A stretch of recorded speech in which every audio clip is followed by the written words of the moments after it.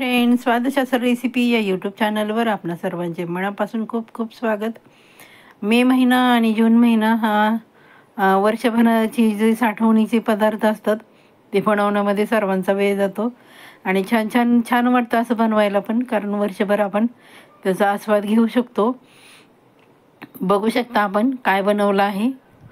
लक्षात आलं असेलच आपल्या, साखर आंबा बनवला आहे. खूपच छान आणि चवीला एकदम भन्नाट असा. व्हिडिओ पूर्ण पहा, कुठे स्किप करू नका. ह्यासाठी मग मी 2 कैऱ्या घेतल्या आहेत. पहिला तोतापुरी आंबा आहे, तो छान 1 तास पाण्यात भिजत ठेवला होता, म्हणजे त्याचा चीक निघून जाईल आणि त्याची उष्णता कमी होईल. आणि हा राजापुरी आंबा आहे, हा पण आंबट नाही आहे. तोतापुरी आंबा पण अजिबात आंबट नसतो. तुम्हाला जर हवा असेल तर तुम्ही दुसरा आंबा पण घेऊ शकता, जो तुमच्याकडे अवेलेबल आहे. मला हा मिळाला होता. अशा प्रकारे मी पिलरच्या साहाय्याने त्याचे वरचं जे साल आहे ते काढून घेणार आहे. व्हिडिओ पूर्ण पहा, कुठे स्किप करू नका, म्हणजे तुम्हाला रेसिपी कळेल कशी बनवायची आणि कशी साहित्य पण व्यवस्थित लक्षात येईल तुमच्या. तुम्ही जर व्हिडिओ पळवला किंवा स्किप केलं तर तुमचं रेसिपी चुकू शकते. आणि छान छान कमेंट करा रेसिपी जरा जरी आवडली तरी. अशा प्रकारे पूर्ण त्याचं वरचं साल काढून घ्यायचं आहे. मी ह्या 2 आंब्यात 2 रेसिपी बनवल्या होत्या. तुम्हाला मागच्या व्हिडिओमध्ये सांगितलं होतं, लाईट गेली होती. मग मी तसा आंबा ठेवला नाही, कारण तो काळा पडेल. पूर्ण साल काढला आहे. खूप कडक आंबा घेतला होता मी. अशा प्रकारे मी मोठ्या किसणीने किसून घेणार आहे.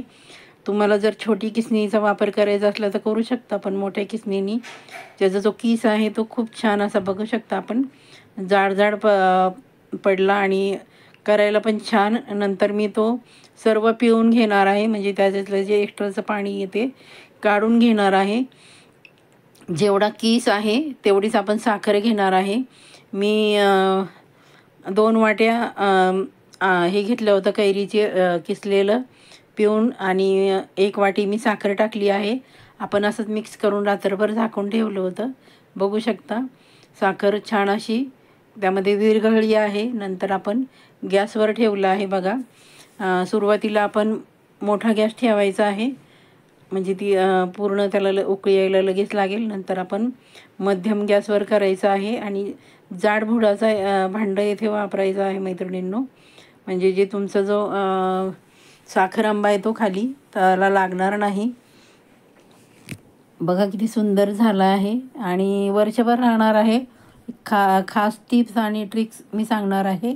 हे बघा, आपण 4-5 लवंगा घेतल्या आणि 2 दालचिनीचे छोटे तुकडे टाकले आणि थोडंसं नमक टाकलं, मीठ टाकलं आहे. त्याने खूप छान स्वाद येतो कुठल्याही गोड पदार्थामध्ये मीठ टाकलं तर.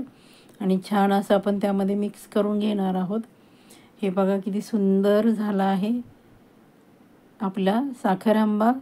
खायला खूप छान लागतो. तो तुम्ही चपातीबरोबर खाऊ शकता किंवा ब्रेडबरोबर खाऊ शकता. कधी कधी काय होतं, भाजी आवडीची नसते मुलांच्या, मग तुम्ही हे मुलांना देऊ शकता. तुम्ही पण खाऊ शकता, असं काही नाही मुलांनाच. खूप सुंदर होतो. आणि आंबे अजिबातच आपले गोड नव्हते, त्यामुळे मी साखर कमी टाकली आहे. तुमचं जर आंबट असेल, कैरी आंबट असेल, तर तुम्ही साखरेचं प्रमाण तुमच्या आवडीप्रमाणे टाकू शकता. अशा प्रकारे आपण त्याची जी साखर आहे पूर्ण विरघळवून घेणार आहोत, म्हणजे तो छान असा आपला शिजून निघेल.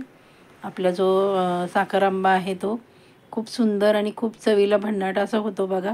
आणि आपण त्यामध्ये दालचिनी आणि लवंग टाकली आहे, त्यामुळे तर स्वाद तर छान येणार आहे, पण वर्षभर टिकणार आहे. मी जास्त प्रमाणात केला नाही, कारण आमच्या घरामध्ये जास्त कुणाला आवडत नाही. मी आपलं थोडाच बनवला आहे, जेव्हा वाटेल तेव्हा खायचं. अशा प्रकारे हे बघा, आपली पूर्ण साखर विरघळली आहे आणि घट्टसर पण झालं आहे, बघू शकता आपण. त्यानंतर आपण तुम्हाला चेक करून दाखवते की आपला जो मुरब्बा आहे किंवा गुळांबा आहे, साखर आंबा आहे, तो पूर्ण झाला आहे की नाही कसा बघायचा. हे बघा, अशा प्रकारे तार बघायची आहे, म्हणजे आपला जो साखर आंबा आहे तो तयार झाला आहे. थंड झाल्यानंतर बघा मी बाउलमध्ये सर्व करते. बघा किती छान आपले चकाकी आली आहे आपल्या साखर आंब्याला, म्हणजे आपला पूर्ण साखर आंबा शिजला पण आहे आणि चवीला पण 1 नंबर झाला आहे. अशा प्रकारे मैत्रिणींनो करून बघा. केल्यानंतर रेसिपी कशी झाली ती मला सांगायला अजिबात विसरायचं नाही. खूप छान असा आपला साखर तयार आहे, रसरशीत आणि अगदी तोंडाला पाणी सुटेल असा तयार झाला आहे.